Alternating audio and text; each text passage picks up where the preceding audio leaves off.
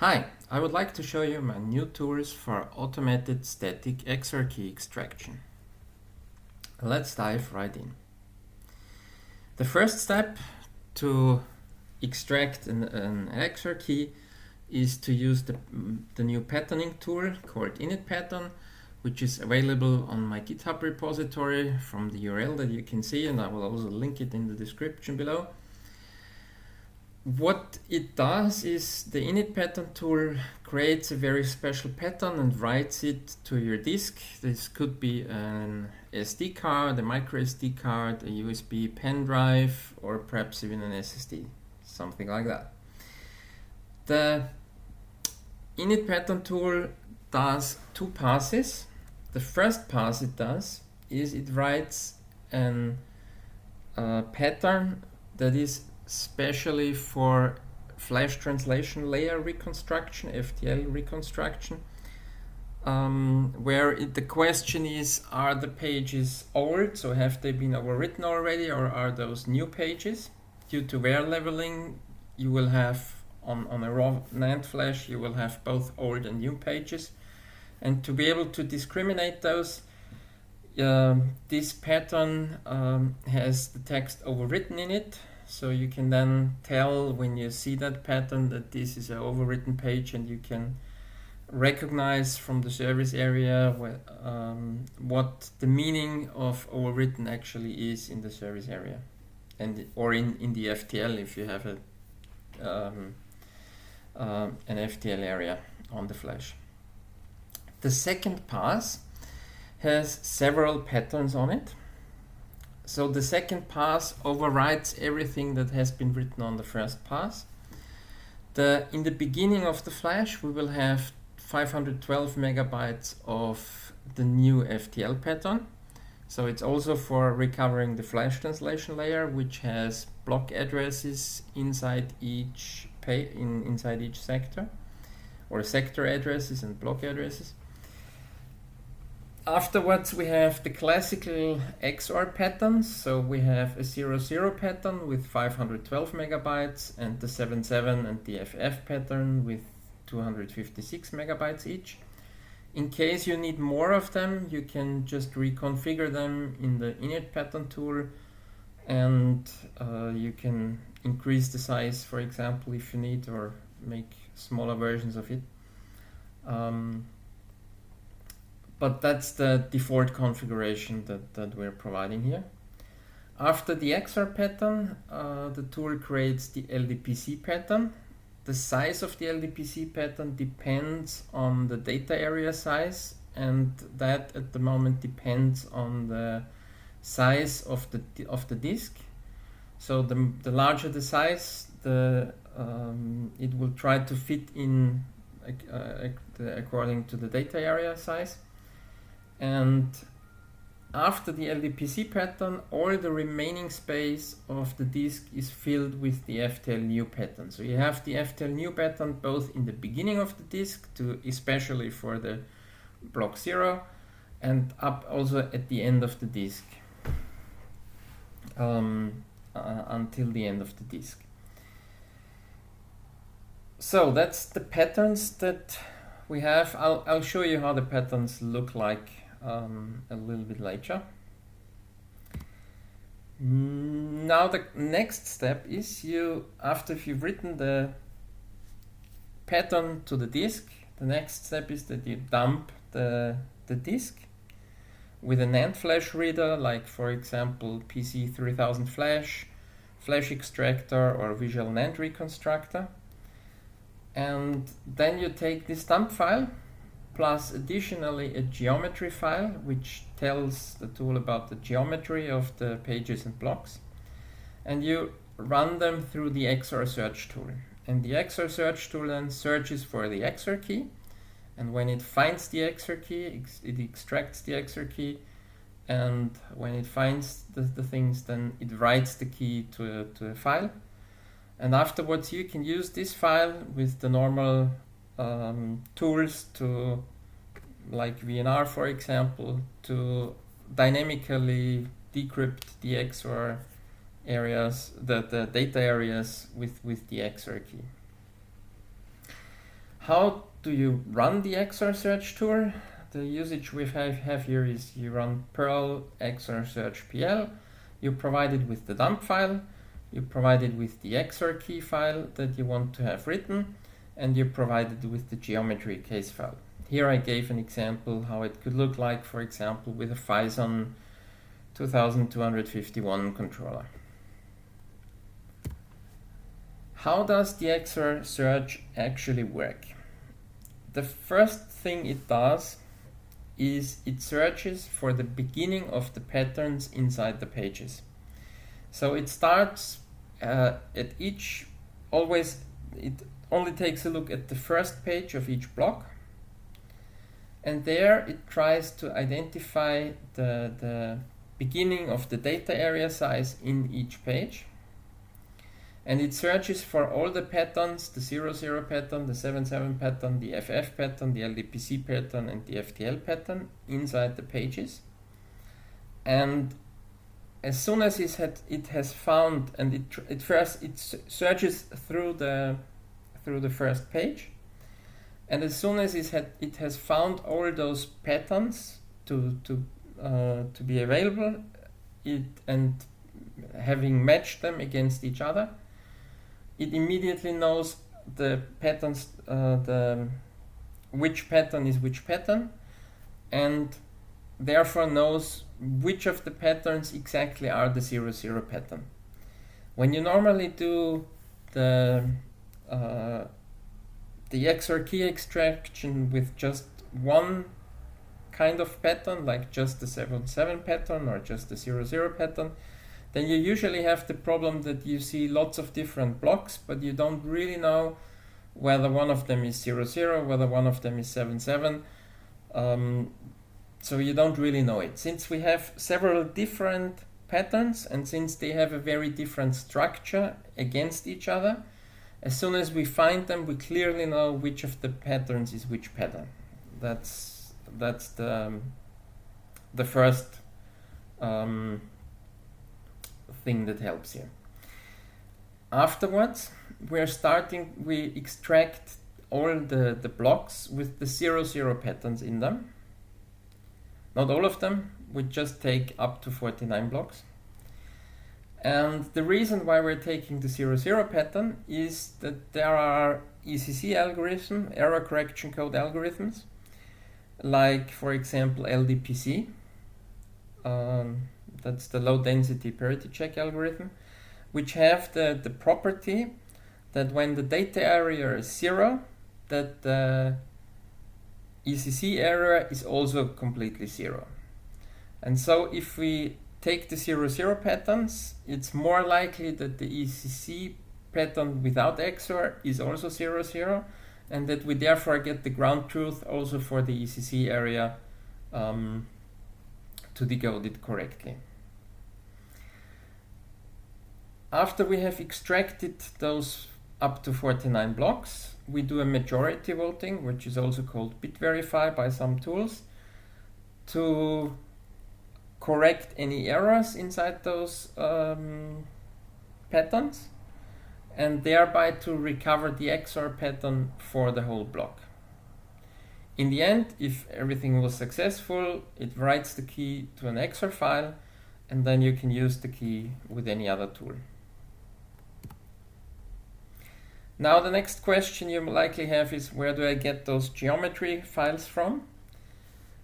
In case you are using Visual NAND Reconstructor, you can directly use the .case files that Visual NAND Reconstructor provides you. In case you are using Flash Extractor, PC3000 Flash, or any other tool, you can use the online case file generator that I've developed to generate those case files. Let's take a look how that works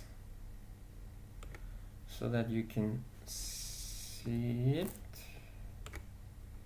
Yes, here it is. So with the geometry configuration, the first thing is you need to enter the page size. Like, let's say you have a page size of 920 bytes. Then you have then each block has a size of 128 pages, or let's say 256 pages, and the data area size would be 512 bytes inside that area. Those are the important things to enter. The rest of the parameters are optional, which can then be used by other tools like the controller simulator, or which will be presented in a separate video, or the LDPC decoding tools. For those, you will then need to define the specific page structure. After you've entered those details, you can scroll down. Here you can see the case file that has been generated for you. So as you can see, the page size of 920 has been written here, and here again, and here we have the block size. And you can then just click on download the configuration file, and it gives you the case file, which you can then download to your computer and use. Okay, let's continue.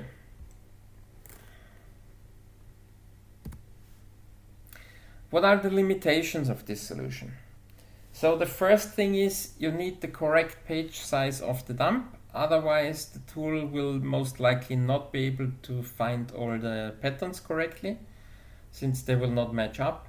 So the suggestion there I have for you is to, whenever you create a dump file, to put the page size into the file name of the dump file.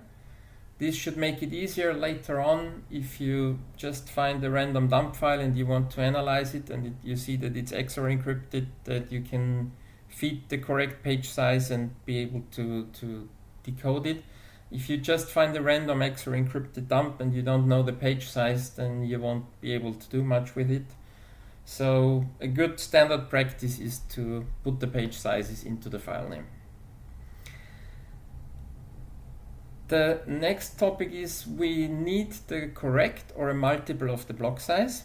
If the block size would be too small, then the XOR key that you would get would only be half of the solution. And so in the resulting dump file, in the decoded dump file, some areas would be correctly decoded, and then some areas would be not correctly decoded, and that would give a stripe pattern over the whole dump file. So you will not be able to decode it completely.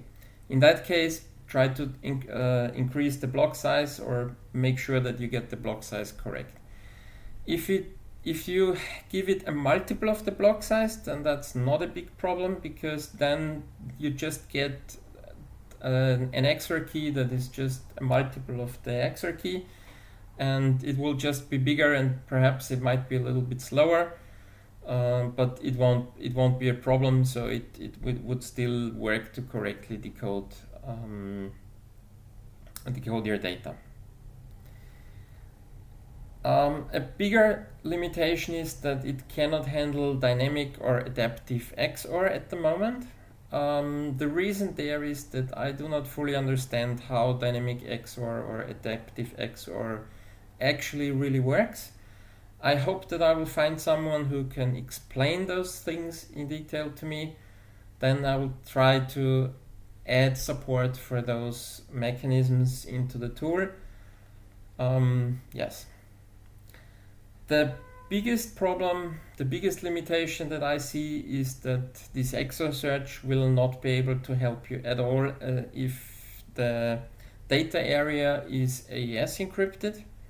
So in those cases, you're out of luck, and you need to solve the encryption first, and then XOR most likely won't be a big problem anymore. Yes. So now let's take a look at the demo, how to actually use it. To download the code, you can follow this link here. I'll also add it in the description box below. Here we have the GitHub repository of this project, and to download it you can click on code here and then click on download zip file, and and then it asks you to download it. You just save it, unpack it, and use it. Just the usual way. Now let's take a look how to use it. So I'm going to the test and XOR directory. Here I have prepared quite a lot of things and run the simulations already, so we can directly take a look at what we have. So the first step was I've created an XOR key. Let's take a look how the XOR key actually looks like. That was used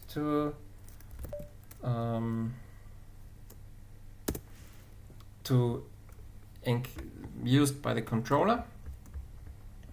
So this is the XOR key that you can see here.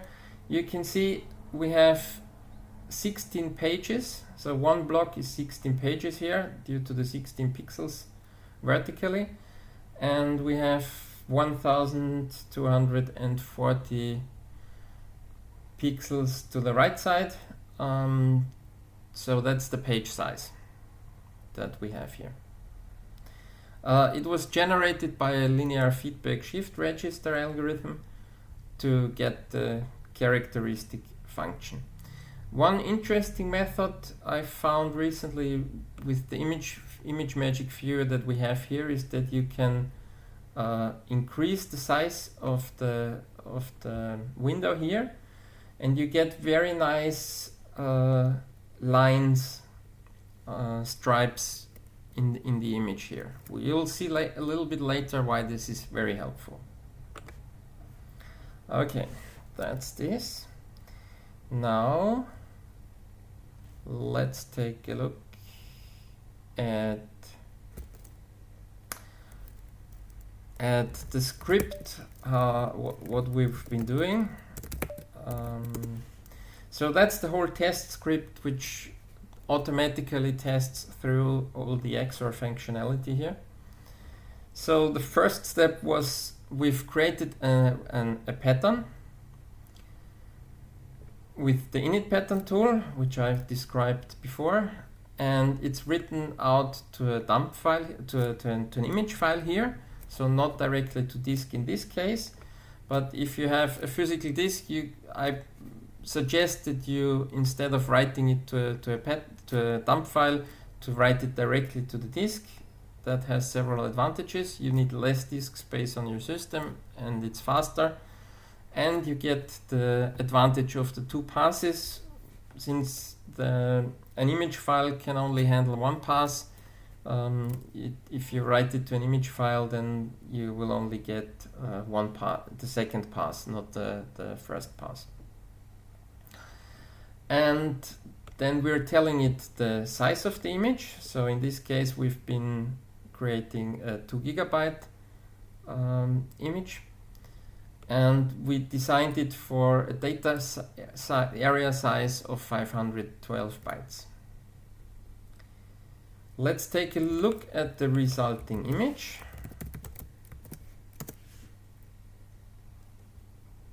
In our hex editor.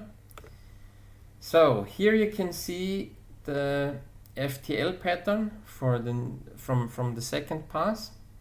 So this is the block 0, LBA address 0. Here you can see block 1.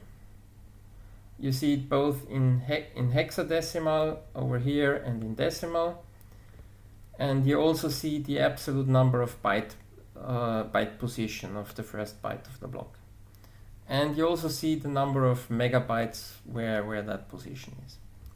Now when we scroll down here, we can see that the numbers are increasing. So that would be block 300,076 and so on. We are now at 183 megabytes into the dump file. So that's the FTL pattern in the beginning. Afterwards, as we said, we have the 00 pattern, quite a lot of it. Then we have the 77 pattern and the FF pattern. The idea why we're doing so much of the 00 pattern is that if you want to use it in other tools, and you just see the number of occurrences of that pattern, that the pattern that is occurring most of the time is the 0, 0 pattern. The FF pattern, and here we have the LDPC pattern that you can see here. So that's how an LDPC pattern looks like.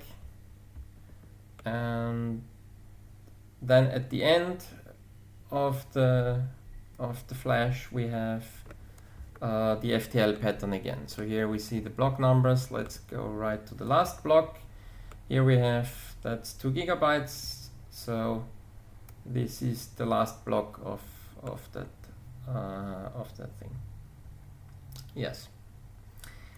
Okay, so that's the image file that we've created.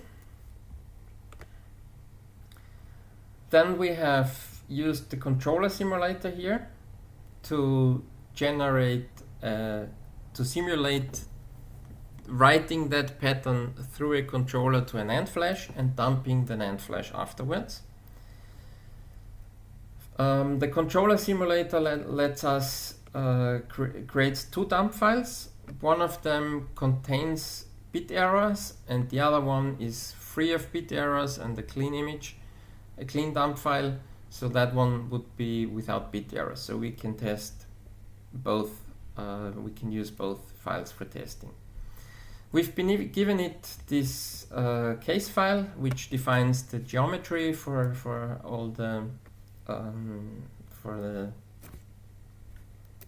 that flash controller, and we've given it the parameters for the XOR file. So here we've defined which XOR key to use for generating the dump file, and here we defined that the ECC should cover the clear service area, that the XOR should cover the ECC, and that the XOR should cover the service area.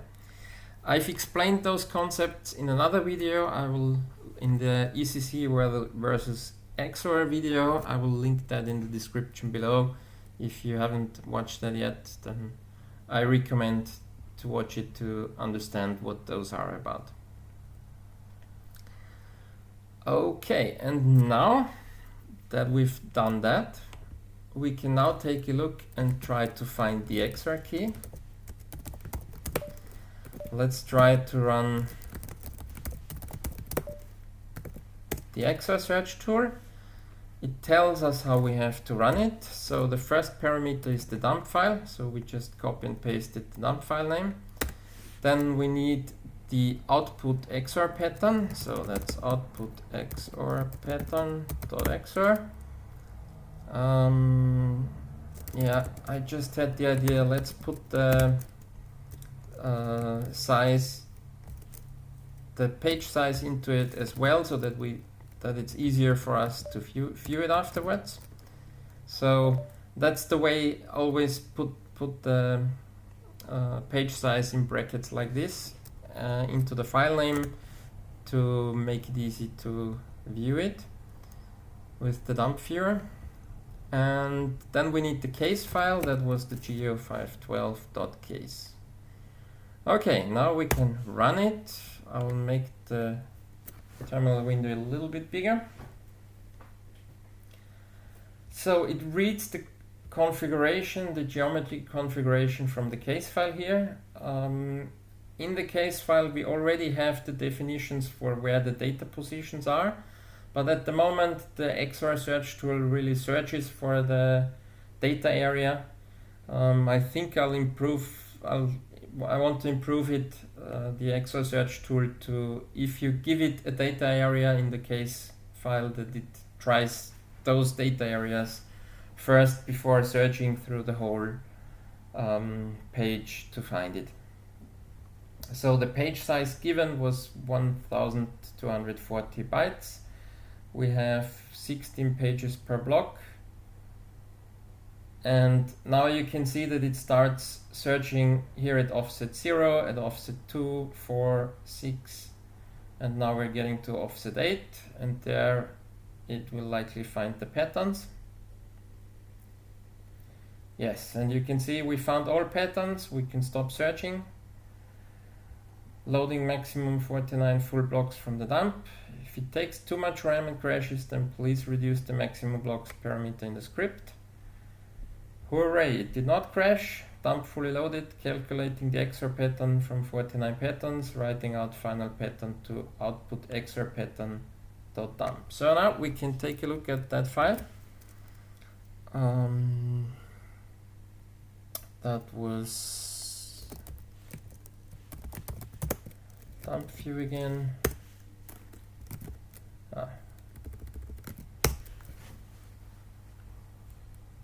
And here we have the resulting XOR key. On first sight, it looks perfect, but when we now pull it up, we can suddenly see there are stripes over here, so that's one good data area. There are a few strange things over here, so it's not perfect over here. That's the service area. And this one definitely is not nice stripes, so that's the ECC area.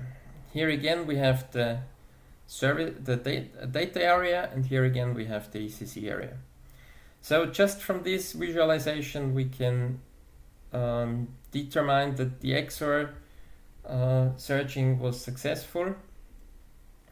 I'm currently thinking about an improvement to the tool that we could detect noisy areas like this from the patterns and override them with zeros to make sure that it does not try to decode XOR patterns from the service area or ECC area if it cannot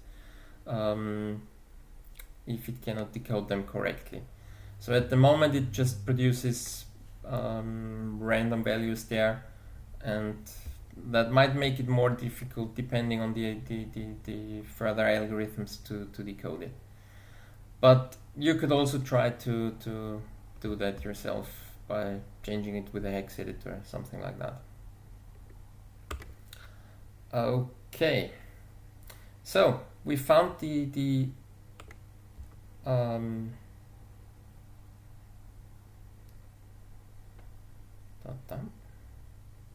okay, so we found the XOR key, and we can now use it with the other tools to decode the XOR. If you find any issues in the software, please file an issue on the GitHub repository. Here at the top there is the issues link, and there you can file any ideas or any